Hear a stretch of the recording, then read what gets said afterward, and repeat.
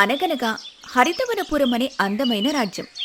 చుట్టూ పచ్చని అడవులు, కిలకిలమనే పక్షుల కూతలతో ఆ రాజ్యం ఎప్పుడూ ఆహ్లాదంగా ఉండేది. ఆ రాజ్యాన్ని విజయవర్మ అనే మహారాజు పరిపాలిస్తూ ఉండేవాడు. ఆయనకు సంగీతం, అందమైన వస్తువులంటే ఎనలేని మక్కువ. ఒకరోజు ఉదయం తన మంత్రి ధర్మయ్యతో కలిసి అడవి అంచున విహారానికి వెళ్తాడు రాజు. అక్కడ ఒక చెట్టు మీద నుండి అత్యంత మధురమైన పాట వినిపిస్తుంది. ఆ పాటకు మంత్రముగ్ధుడైన రాజు ఆగిపోతాడు. మహామంత్రి, ఆగండి ఆగండి. ఈ పాట వినిపిస్తోందా? ఎంత మధురంగా ఉంది! నా జీవితంలో ఇంత తీయని గానం నేను ఎన్నడూ వినలేదు. ఇది ఎక్కడి నుండి వస్తోంది? నిజమే మహారాజా, చెవులకు ఇంపైన గానం ఆ ఎదురుగా ఉన్న చెట్టు మీద నుండి వస్తున్నట్టు ఉంది. చూడండి, ఆ కొమ్మ మీద ఒక నీలిరంగు పిట్ట కూర్చుని పాడుతోంది. రాజు ఆ చెట్టు వైపు చూస్తాడు. అక్కడ నీలం రంగులో మెరుస్తూ ఒక అందమైన పిట్ట స్వేచ్ఛగా పాడుతూ ఉంటుంది. ఆ దృశ్యాన్ని చూసి రాజు పరవశించిపోతాడు. ఆహా, ఎంత అందమైన పిట్ట! నీలం రంగు రెక్కలు ఎండలో మెరిసిపోతున్నాయి. దాని గొంతులో ఎంత మాధుర్యం! ఈ నీలిపిట్ట గానం ముందు నా కొలువులోని గాయకులందరి పాటలు దిగదుడిపే మహామంత్రి. ఇంత మధురమైన పాట ఒక్కరోజు విని వదిలేయాలంటే నా మనసు ఒప్పుకోవడం లేదు. ఈ పిట్ట పాట నాకు ప్రతిరోజూ కావాలి. వెంటనే భటులను పిలిచి ఈ పిట్టను జాగ్రత్తగా పట్టుకుని నా రాజమందిరానికి తీసుకురమ్మని చెప్పండి. మహారాజా, ఈ పిట్ట అడవిలో స్వేచ్ఛగా తిరిగే పక్షి. దీన్ని పట్టుకుని బంధించడం సరైనదేనా? ఒకసారి ఆలోచించండి. స్వేచ్ఛగా ఎగిరే పక్షిని బంధిస్తే దాని జీవితం దుర్భరమవుతుంది. ఇందులో ఆలోచించడానికేముంది మహామంత్రి? ఇంత మధురంగా పాడే పిట్ట నా దగ్గర ఉంటే నేను ప్రతిరోజు ఈ గానం వినవచ్చు. నేను దానికి ఏ లోటూ రానివ్వను. రాణిలా చూసుకుంటాను. వెంటనే దాన్ని పట్టుకోండి. రాజాజ్ఞ మేరకు భటులు ఎంతో జాగ్రత్తగా ఆ నీలిపిట్టను పట్టుకుంటారు. భటుల చేతిలో చిక్కిన ఆ పిట్ట ఆశ్చర్యంగా మనిషి భాషలో రాజుతో ఇలా వేడుకుంటుంది. మహారాజా, నన్ను బంధించకండి. నేను ఆకాశంలో స్వేచ్ఛగా ఎగిరే పక్షిని. ఈ స్వేచ్ఛే నా ప్రాణం, నా పాట. నన్ను పంజరంలో పెడితే నేనుండలేను మహారాజా. దయచేసి నన్ను వదిలేయండి. ఆహా, ఈ పిట్ట మాట్లాడుతుందా? ఇది నిజంగా అద్భుతమైన పక్షి. నీ గానం, నీ మాట రెండూ నాకు కావాలి. భయపడకు, నిన్ను బంగారు పంజరంలో గారాబంగా చూసుకుంటాను. మహారాజా, బంగారు పంజరమైనా అది బంధనమే. స్వేచ్ఛ లేని జీవితం కంటే స్వేచ్ఛతో కూడిన కష్టమే మిన్న. నా మాట వినండి మహారాజా. నీ మాటలు చాలు. నీ పాట కోసం నేను దేన్నైనా చేస్తాను. భటులరా, దాన్ని జాగ్రత్తగా తీసుకురండి. చిన్నారి పిట్ట, ఇదిగో నీకోసం బంగారు పంజరం చేయించాను.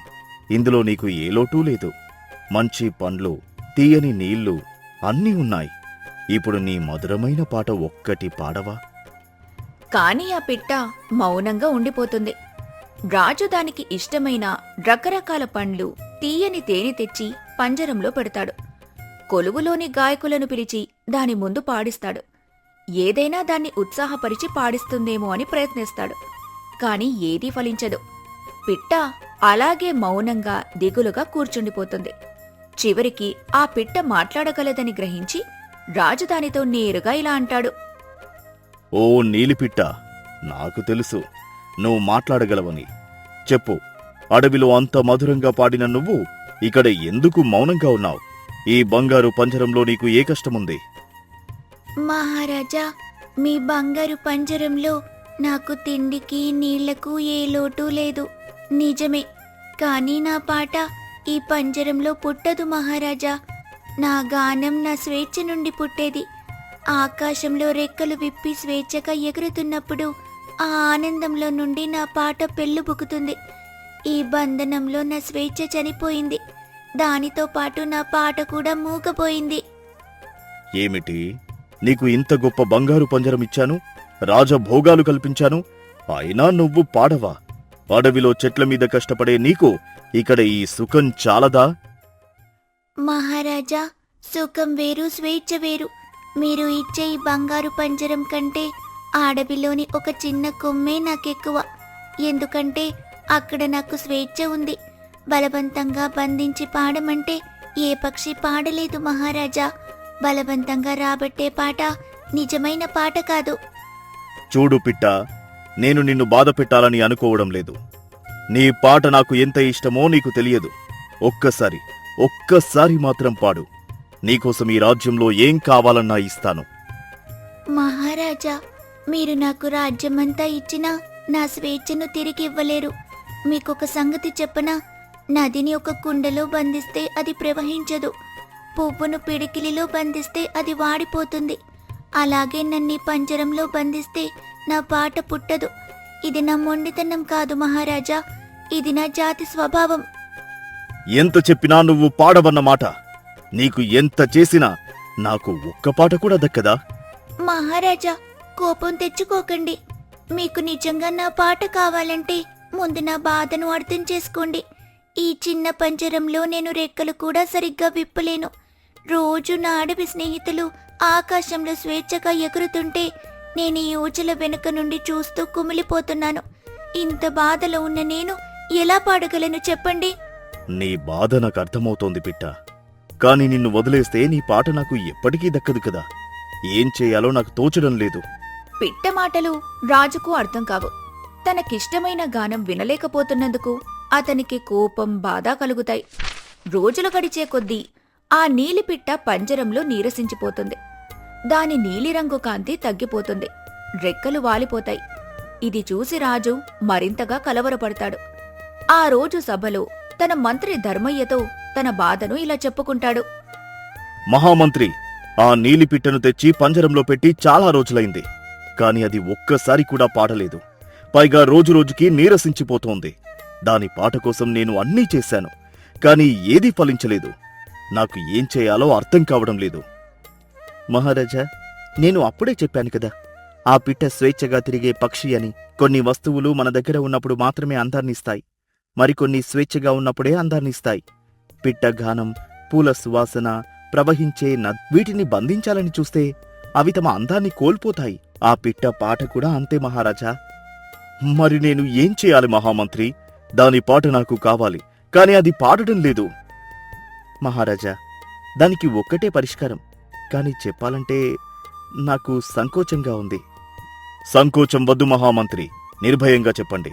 ఆ పిట్ట పాట కోసం నేను ఏదైనా చేయడానికి సిద్ధం. మహారాజా, ఆ పిట్టను స్వేచ్ఛగా వదిలేయండి. దాని పాట మీకు నిజంగా కావాలంటే దాన్ని బంధించడం వల్ల కాదు, దానికి స్వేచ్ఛనివ్వడం వల్లే అది సాధ్యమవుతుంది. ఏమిటి? దాన్ని వదిలేస్తే అది ఎగిరి వెళ్ళిపోతుంది కదా. అప్పుడు దాని పాట నాకు శాశ్వతంగా దూరం అయిపోతుంది. ఇన్ని రోజులు దాన్ని కాపాడుకున్నది వదిలేయడానికా? నేను దాన్ని ఎలా వదిలేయగలను మహామంత్రి? మహారాజా, ఒక్క ప్రశ్న అడిగినా? ఇప్పుడు ఆ పిట్ట మీ దగ్గరే ఉంది, అయినా అది పాడుతోందా? లేదు. అంటే అది మీ దగ్గర ఉన్నా దాని పాట మీకు దక్కడం లేదు. మరి దాన్ని బంధించి ఉంచడం వల్ల మీకు ఒరిగేదేమిటి? నిజమే, అది నా దగ్గర ఉన్నా దాని పాట నాకు దక్కడం లేదు. పైగా అది నీరసించి చనిపోయే స్థితికి వచ్చింది. అదే మహారాజా, ఒకవేళ అది మిమ్మల్ని, మీ మంచితనాన్ని నిజంగా ఇష్టపడితే స్వేచ్ఛనిచ్చినా అది తిరిగి వస్తుంది. ఒకవేళ తిరిగి రాకపోతే అది ఎప్పటికీ మీది కాదని అర్థం. బలవంతంగా బంధించి దక్కించుకున్నది ఎప్పటికీ మనది కాదు. తనంతట తానే తిరిగి వచ్చేదే నిజంగా మనది మహారాజా. కాని మహామంత్రి, ఒకవేళ అది తిరిగి రాకపోతే నా జీవితంలో ఆ మధురమైన పాట మళ్ళీ వినలేనేమో. మహారాజా, ఒక ప్రాణిని బంధించి దాని బాధను చూస్తూ బతకడం కంటే దానికి స్వేచ్ఛనిచ్చి అది సంతోషంగా ఉండడం చూడడం గొప్ప. నిజమైన ప్రేమ అంటే దక్కించుకోవడం కాదు, ఎదుటివారి సంతోషాన్ని కోరుకోవడం. మంత్రి మాటలు రాజును ఆలోచనలో పడేస్తాయి. ఆ రాత్రంతా ఆ మాటల గురించే ఆలోచిస్తాడు రాజు. నీరసించిపోతున్న ఆ పిట్టను చూసి అతని మనసు కరిగిపోతుంది. తనలో తాను ఇలా అనుకుంటాడు. నా స్వార్థం కోసం ఈ అందమైన పిట్ట ప్రాణం తీయడం న్యాయమా? ఇన్నాళ్ళు నేను దాని పాట గురించే ఆలోచించాను, కాని దాని బాధ గురించి ఆలోచించలేదు. నా ఆనందం కోసం దాని స్వేచ్ఛను లాక్కున్నాను. ఇప్పుడు అది కంటి ముందే నీరసించి చనిపోయే స్థితికి వచ్చింది. దాని పాట కంటే దాని ప్రాణం ఎంతో ముఖ్యం. మంత్రి చెప్పింది అక్షరాలా నిజం. దాన్ని స్వేచ్ఛగా వదిలేయడమే సరైనది. అది తిరిగి వచ్చినా రాకపోయినా దాన్ని బాధపెట్టే హక్కు నాకు లేదు. మరుసటి రోజు ఉదయం రాజు పంజరాన్ని తీసుకుని తన మందిరంకి వెళ్తాడు. మెల్లగా పంజరం తలుపు తెరిచి ఆ నీలిపిట్టతో ఇలా అంటాడు. చిన్నారి పిట్ట, నిన్ను బంధించి నేను పెద్ద తప్పు చేశాను. నా ఆనందం కోసం నీ స్వేచ్ఛను లాక్కున్నాను. నీ ప్రాణాన్ని ప్రమాదంలో పెట్టాను. ఇదిగో ఈ పంజరం తలుపు తెరిచాను. నువ్వు స్వేచ్ఛగా వెళ్ళిపో. నీ మౌనాన్ని, నీ బాధను చూస్తూ ఉండడం కంటే నీ పాట నాకు దక్కకపోయినా నువ్వు ఆకాశంలో సంతోషంగా ఎగరడం చూడడమే నాకు ఇష్టం. మహారాజా, మీరు నిజంగా నన్ను వదిలేస్తున్నారా? నా పాట కోసం ఇంతగా ఆశపడిన మీరు నా కోసం దాన్ని కూడా వదులుకుంటున్నారా? అవును పిట్ట, ఒక ప్రాణి బాధను చూస్తూ నా ఆనందం వెతుక్కోవడం స్వార్థం. నిజమైన ఆనందం ఎదుటివారిని బాధపెట్టి రాదు. వెళ్ళు, స్వేచ్ఛగా ఎగురు. ధన్యవాదాలు మహారాజా, మీరు నా బాధను అర్థం చేసుకున్నారు. బంధించిన మీలో ఇంత మంచి మనసుందని ఇప్పుడు తెలిసింది. మీ మంచితనాన్ని నేను ఎప్పటికీ మరిచిపోను అని ఆ నీలిపిట్ట రెక్కలు విప్పి పంజరం నుండి ఎగిరి ఆకాశంలోకి స్వేచ్ఛగా ఎగిరిపోతుంది. ఆ పిట్ట దూరంగా వెళ్లిపోవటం చూసి రాజు మనసు బాధతో నిండిపోతుంది. ఇక దాని మధురమైన పాట తనకి శాశ్వతంగా దూరమైపోయిందని నిట్టూరుస్తాడు. ఆ రోజంతా ఆ బాధతోనే గడిపేస్తాడు రాజు. కాని మరుసటి రోజు తెల్లవారుజామున ఒక అద్భుతం జరుగుతుంది. రాజు చెట్టు కొమ్మ మీద వాలి ఆ నీలిపిట్ట అత్యంత మధురంగా పాడటం మొదలు పెడుతుంది. ఆ పాట విని రాజు ఆనందంతో ఉలిక్కిపడి పరిగెత్తుకుంటూ వస్తాడు. ఆహా, నీలిపిట్ట, నువ్వు తిరిగి వచ్చావా? నా కళ్ళను నేనే నమ్మలేకపోతున్నాను. నేను నిన్ను స్వేచ్ఛగా వదిలేశాను కదా, ఇక నువ్వు ఎగిరిపోయావనుకున్నాను. మరి ఎందుకు తిరిగి వచ్చావు? పైగా ఇప్పుడు అడవిలో పాడినట్టే ఇంత మధురంగా పాడుతున్నావు. మహారాజా, మీరు నాకు స్వేచ్ఛనిచ్చారు, నా ప్రాణం కాపాడారు. ఆ స్వేచ్ఛ నాకు నా పాటను తిరిగిచ్చింది. మీరు నన్ను పంజరంలో బంధించినప్పుడు నా మనసులో మీ మీద భయం, బాధ మాత్రమే ఉండేవి. అలాంటప్పుడు పాటలా వస్తుంది. కానీ మీరు నా కోసం నా స్వేచ్ఛను తిరిగిచ్చారు. ఇప్పుడు నా మనసు నిండా మీ మీద కృతజ్ఞత, ప్రేమ. అందుకే నా గొంతు నిండా పాట పొంగుతోంది. అంటే నిన్ను బంధించినప్పుడు రాని పాట నేను నిన్ను వదిలేశాక తనంతటాదే వచ్చిందా? ఎంత ఆశ్చర్యం! బంగారు పంజరంలో రాజభోగాల మధ్య రాని పాట ఈ చెట్టు కొమ్మ మీద స్వేచ్ఛగా ఉన్నప్పుడు వచ్చిందా? అవును మహారాజా, ఎందుకంటే పాట పుట్టేది బంగారంలో కాదు, స్వేచ్ఛలో, సంపదలో కాదు, సంతోషంలో. ఇప్పుడు నేను పాడుతుంది బలవంతంగా కాదు, నా ఇష్టంతో. నేను రోజు తెల్లవారుజామున ఈ చెట్టు మీదకొచ్చి మీకోసం పాడుతాను. ఏ పంజరము లేకుండా, ఏ బంధనము లేకుండా నా ఇష్టంతో బలవంతంగా బంధించి రాబట్టలేని పాటను ప్రేమతో ఇచ్చిన స్వేచ్ఛ మీకు అందించింది. అదే నిజమైన ప్రేమ మహారాజా. ఆ మాటలకు రాజు హృదయం ఆనందంతో నిండిపోతుంది. తాను ఎంత పెద్ద పాఠం నేర్చుకున్నాడో గ్రహిస్తాడు. ఆ రోజు నుండి ప్రతి తెల్లవారుజామున ఆ నీలిపిట్ట చెట్టు మీదకొచ్చి స్వేచ్ఛగా మధురంగా పాడేది. రాజు ఆ పాటను ఎంతో ఆనందంగా వినేవాడు. పక్కనే ఉన్న మంత్రి ధర్మయ్యతో ఒకరోజు ఇలా అంటాడు. మహామంత్రి, మీరు చెప్పింది అక్షరాలా నిజమైంది. నేను ఆ పిట్టను బంధించినప్పుడు అది మౌనంగా ఉండిపోయింది. స్వేచ్ఛనిచ్చాక అది తనంతట తానే తిరిగి వచ్చి పాడుతోంది. బంధించి దక్కించుకోవాలనుకున్న పాట దక్కలేదు. స్వేచ్ఛనిచ్చాక అదే పాట నాకు దక్కింది. అవును మహారాజా, ప్రేమైనా, పక్షైనా, మనిషైనా బంధిస్తే మూగబోతారు, స్వేచ్ఛనిస్తే మన కోసం పాడుతారు. మనసు విప్పి ఇచ్చిన స్వేచ్ఛ ఎప్పుడూ ప్రేమగా తిరిగి వస్తుంది. ఈ పిట్ట నాకొక గొప్ప పాఠం నేర్పింది మహామంత్రి. నేను ఇన్నాళ్ళు అనుకునేవాడిని, ప్రేమను, అందాన్ని నా దగ్గర బంధించి ఉంచుకుంటేనే అవి నావి అవుతాయని. కాని నిజం దానికి పూర్తి విరుద్ధం. నిజమే మహారాజా, మనం ఎవరినైనా గట్టిగా పిడికిలిలో పట్టుకోవాలని చూస్తే ఇసుకలా వారు మన చేతుల్లో నుండి జారిపోతారు. కాని అదే చేతిని విప్పి అరచేతిలో ప్రేమగా ఉంచితే వారు మనతోనే ఉంటారు. బంధనం దూరం చేస్తుంది, స్వేచ్ఛ దగ్గర చేస్తుంది. ఈ సంగతి కేవలం పక్షులకే కాదు మహామంత్రి, మన ప్రజలకు, మన బంధాలకు కూడా వర్తిస్తుంది కదా. ఒక పాలకుడిగా కూడా నేను ప్రజలను భయంతో కాదు, ప్రేమతో, స్వేచ్ఛతో పాలించాలి. అప్పుడే వారి హృదయాలు నాతో ఉంటాయి. మీరు ఈ సత్యాన్ని గ్రహించారు, అదే మీ గొప్పతనం మహారాజా.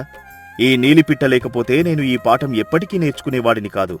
ఇకపై దీని పాటను స్వేచ్ఛగా, ఆనందంగా వింటాను. దీన్ని మళ్ళీ ఎప్పుడు బంధించాలని అనుకోను. అదే నిజమైన ప్రేమ మహారాజా. స్వేచ్ఛనిచ్చి ప్రేమించడం, దక్కించుకోవాలని ఆశపడకపోవడం. ఆ పిట్ట ఇప్పుడు మీది, ఎందుకంటే అది తన ఇష్టంతో మీ దగ్గరికొచ్చింది. గుర్తుంచుకోండి, ప్రేమను కాని మనకు ఇష్టమైన వారిని కాని బలవంతంగా బంధించాలని చూస్తే వారు ఆ బంధనంలో మూగపోతారు, వాడిపోతారు. కానీ వారికి స్వేచ్ఛనిచ్చి వారి ఇష్టానికి వదిలేస్తే ఆ ప్రేమ మరింత మధురంగా మన దగ్గరికి తిరిగొస్తుంది. బంధించి దక్కించుకున్నది ఎప్పటికీ మనది కాదు. స్వేచ్ఛగా మన దగ్గరికి తిరిగొచ్చేదే నిజమైన మనది. ఇది పక్షులకే కాదు, మన కుటుంబ బంధాలకు, స్నేహాలకు, ప్రేమలకు అన్నింటికీ వర్తిస్తుంది. ఎదుటివారిని మన అదుపులో ఉంచుకోవాలని చూస్తే వారు దూరమవుతారు. వారికి స్వేచ్ఛనిచ్చి గౌరవిస్తే వారు మరింతగా దగ్గరవుతారు. బోనులో బంధించిన ప్రేమ మూగబోతుంది, స్వేచ్ఛనిచ్చిన ప్రేమ మధురంగా పాట పాడుతుంది. ఈ కథ మీకు నచ్చితే లైక్ చేయండి, షేర్ చేయండి. మరిన్ని కొత్త కథల కోసం మా ఛానల్ని సబ్స్క్రైబ్ చేయండి. అనగనగా ధనపురి అనే ఒక సుసంపన్నమైన రాజ్యం. ఆ రాజ్యాన్ని ఉదయసేనుడు అనే మహారాజు పరిపాలిస్తూ ఉండేవాడు. ఆ రాజ్యంలో ధనవంతులకు కొదవలేదు. భారీ భవంతులు, నిండైన ధాన్యాగారాలు, వైభవంగా జరిగే విందులు. తన రాజ్యంలోని ధనవంతులంతా ఎంతో ఉదారులని, దయగలవారని మహారాజు గర్వంగా భావించేవాడు. ఒకరోజు సభలో తన మంత్రి ధీమంతుడితో ఇలా అంటాడు. మహామంత్రి, మన ధనపురి రాజ్యం ఎంత గొప్పదో చూసారా? ఇక్కడి ధనవంతులు ఎంతో మంది. వారందరూ ఉదారమైన మనసు కలవారు. మన రాజ్యంలో ఆకలితో ఉండేవారే ఉండరు. ఇది నా పరిపాలన గొప్పతనం కదా? మహారాజా, మీ పరిపాలన గొప్పదే, నిజమే. కాని మన్నించండి, ధనమున్న వారందరికీ ఉదారమైన మనసు ఉంటుందని చెప్పలేము. చేతి నిండా సంపద ఉన్నవాడు పిసినారిగా ఉండవచ్చు. చేతిలో ఏమీ లేనివాడు 10 మందికి పంచిపెట్టవచ్చు. దానగుణం అనేది సంపదలో కాదు, మనసులో ఉంటుంది మహారాజా. ఏమంటున్నారు మహామంత్రి? నా రాజ్యంలోని ధనవంతులు పిసినారులని అంటున్నారా? నేను నమ్మను.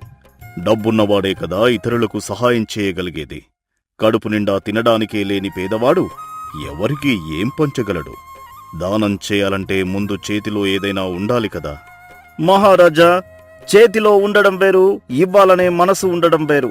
చాలా మంది ధనవంతులకు సంపద ఎంత పెరిగితే దాన్ని కాపాడుకోవాలనే భయం, పిసినారితనం కూడా అంతే పెరుగుతాయి.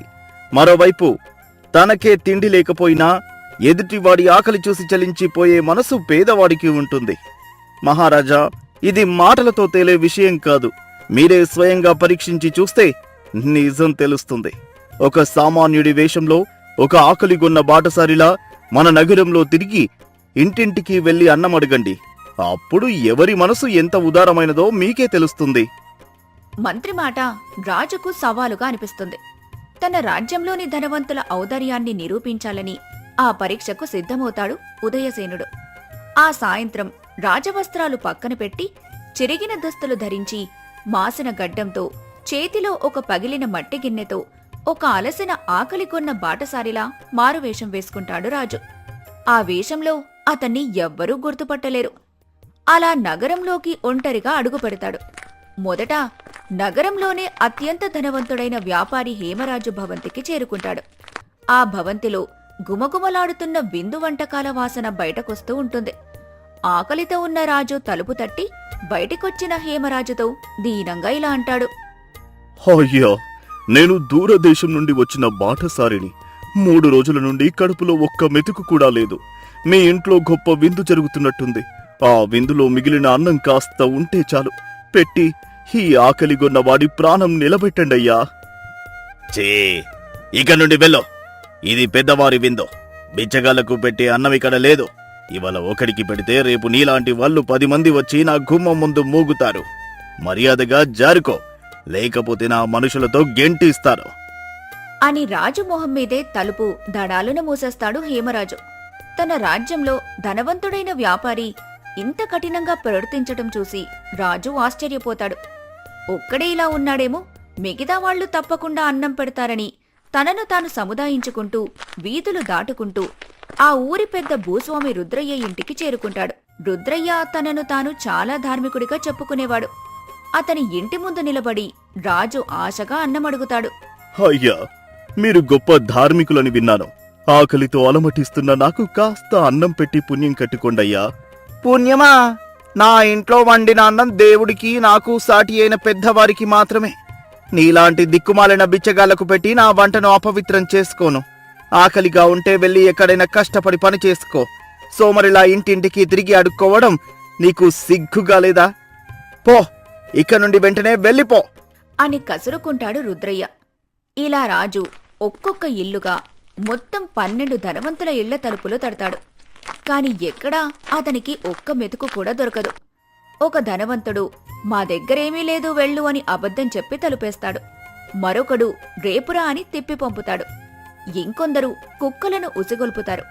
వారి భవంతుల్లో రాశులుగా ఆహారమున్నా ఒక్కరి మనసు కరగదు.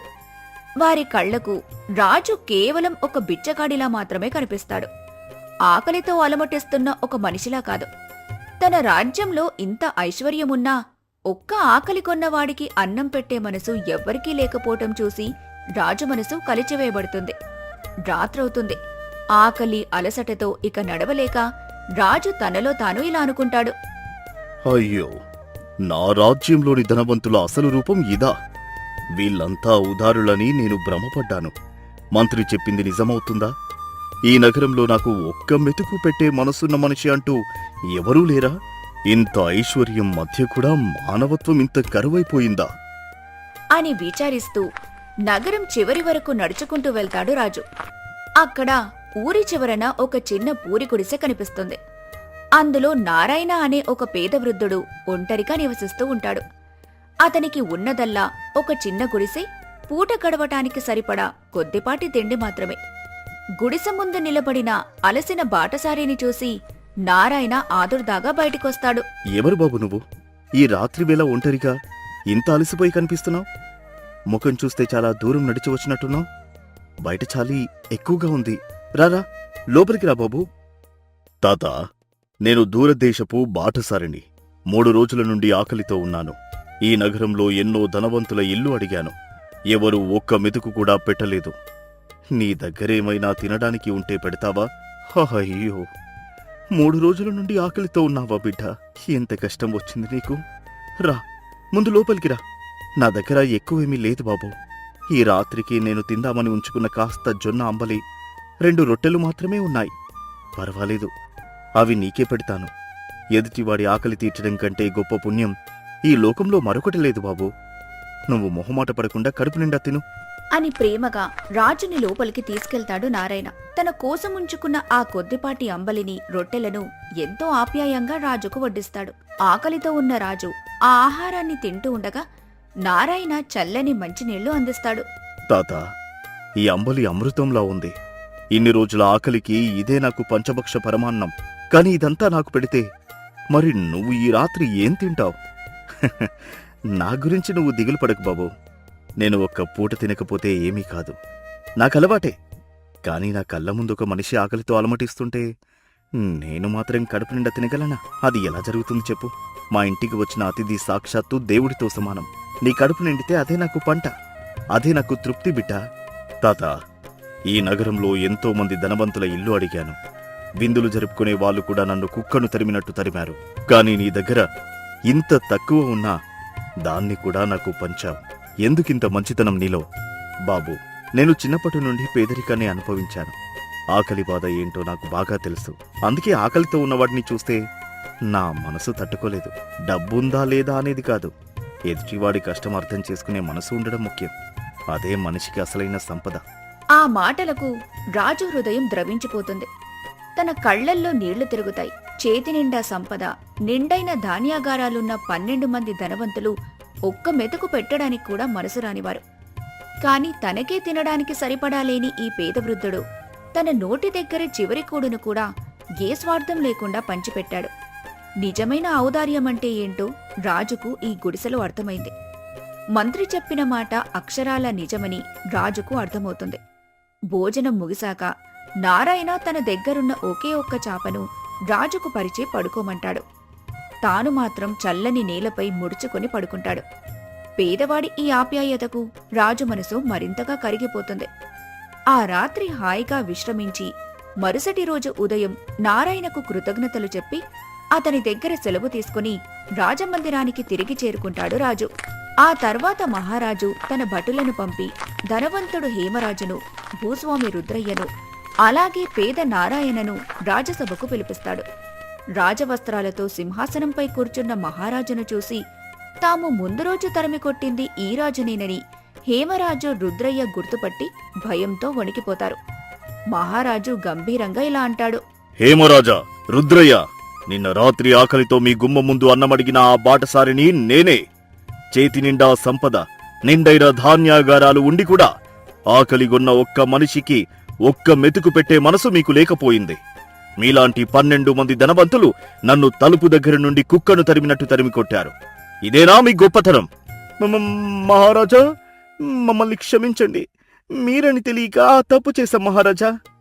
అవును మహారాజా, మీరని తెలుసుంటే రాజభోగాలతో సత్కరించేవాళ్ళం. దయచేసి మా తప్పు మన్నించండి. అదే మీలోని అసలు లోపం. నేను రాజునని తెలిస్తేనే గౌరవం, అన్నం పెడతారా? ఆకలి అన్నాక అది రాజుదైనా బిచ్చగాడిదైనా ఒకటే కదా.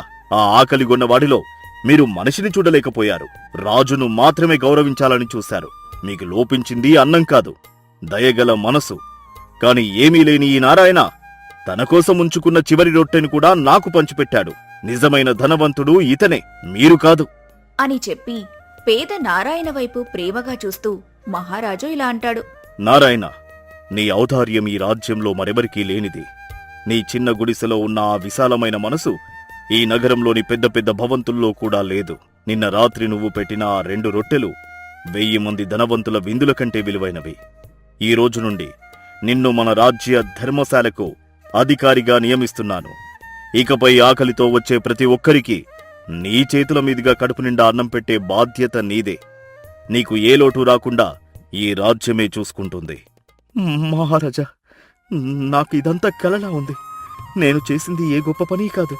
ఆకలితో నా ఇంటికి వచ్చిన అతిథికి కాస్త అన్నం పెట్టడం నా ధర్మం అంతే. దానికి ఇంత గౌరవమా?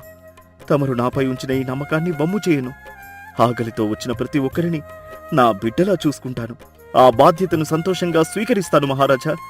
ఆ తర్వాత మహారాజు తమ పిసినారితనానికి సిగ్గుపడిన హేమరాజు, రుద్రయ్యలను చూస్తూ వారి సంపదలో కొంత భాగాన్ని ప్రతి నెల ఆ ధర్మశాలకు దానం చేయమని ఆజ్ఞాపిస్తాడు. ఆకలికొన్న వారికి అన్నం పెట్టడం వల్ల మీ సంపద తరగదు, మీ మనసు మాత్రం గొప్పదవుతుంది అని హితవు చెబుతాడు. తమ తప్పు తెలుసుకున్నవారు సిగ్గుతో తలదించుకుని అందుకు అంగీకరిస్తారు.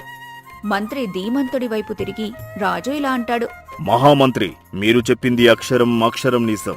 ఔదార్యమనేది చేతిలోని సంపదలో కాదు, మనసులోని దయలో ఉంటుంది.